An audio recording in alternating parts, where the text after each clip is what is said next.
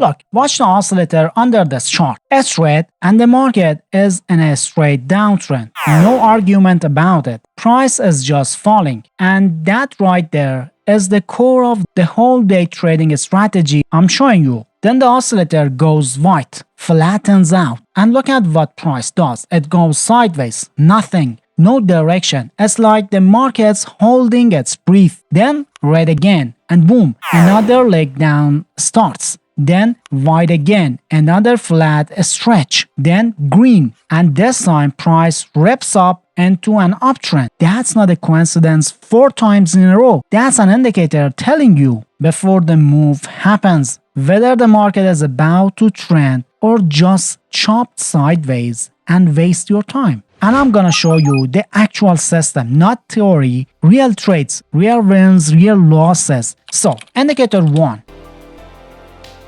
is called the range oscillator.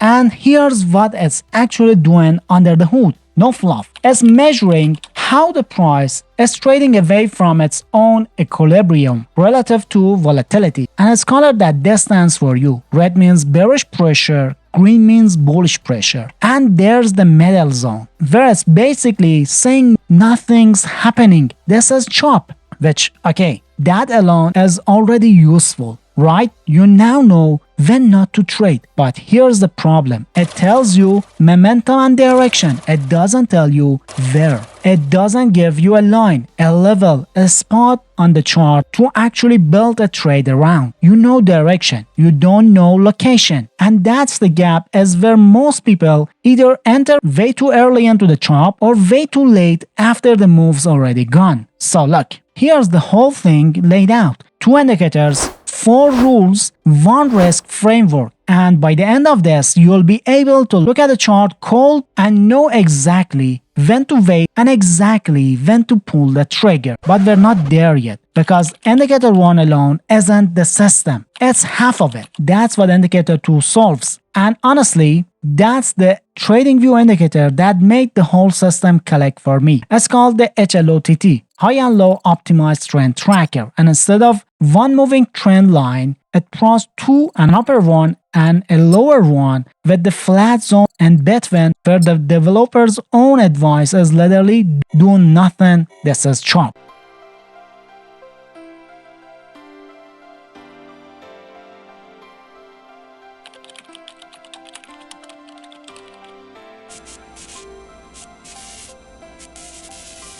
When price is closing below the lower line, that's your downtrend line.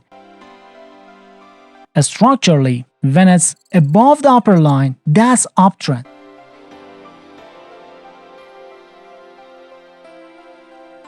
So now you've got direction and momentum from the oscillator, and you've got an actual line on the chart from the HLOTT telling you where price needs to be relative to call it trend versus flat. Okay, here's what you need to dial in before we build the rules.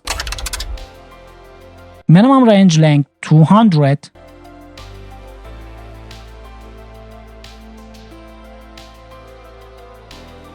Range width multiplier set to 3.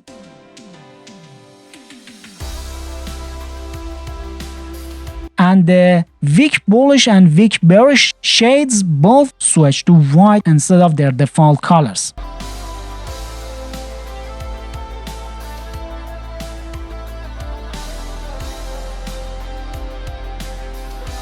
That's matter, because it means when you see white on this indicator, you're not getting distracted by kind of bullish, kind of bearish. You're getting a clean flat signal, full stop. Is it green, is it red, or is it white? 3 states. That's it.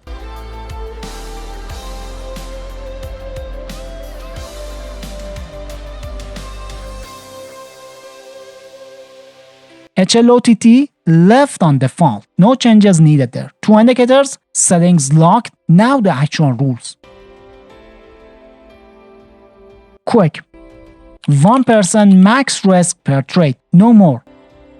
Stop loss goes at the recent swings or the HLOTT lines, whichever the setup calls for. Target is 1.5 to 2 times your risk. That's the whole risk piece. Moving on. Look at this. Gold 5-minute chart. Rule 1. Trend. Price is below the HLOTT line, the red one. So we already know bias is short. Nothing else even matters until this is true.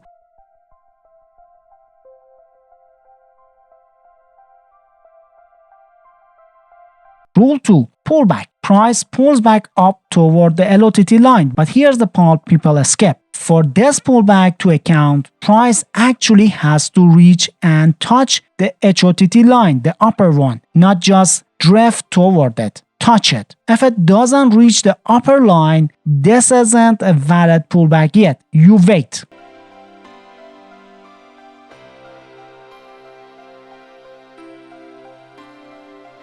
Rule 3. Price comes back down and closes below the HLOTT line again. That's your bearish breakout. Structures confirmed.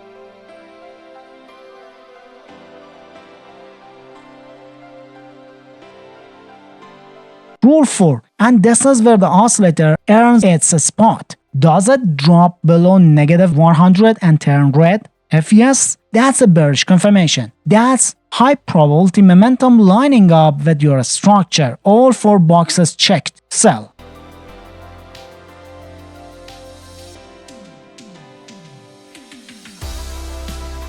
A stop loss above the recent swing high or the HLOTT line. Target 1.5 or 2 times.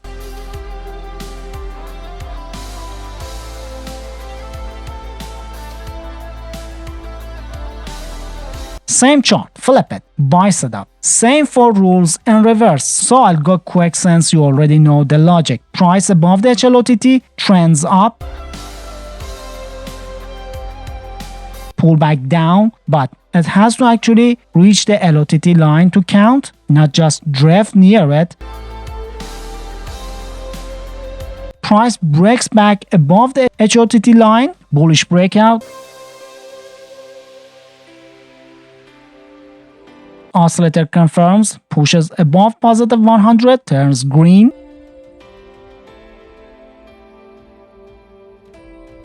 Buy, stop loss at the HLOTT line or the recent swing low, same target match. This one won't too. And you're seeing it now, right? The 2 setups are mirror images of each other. That's the whole point. One system, 2 direction.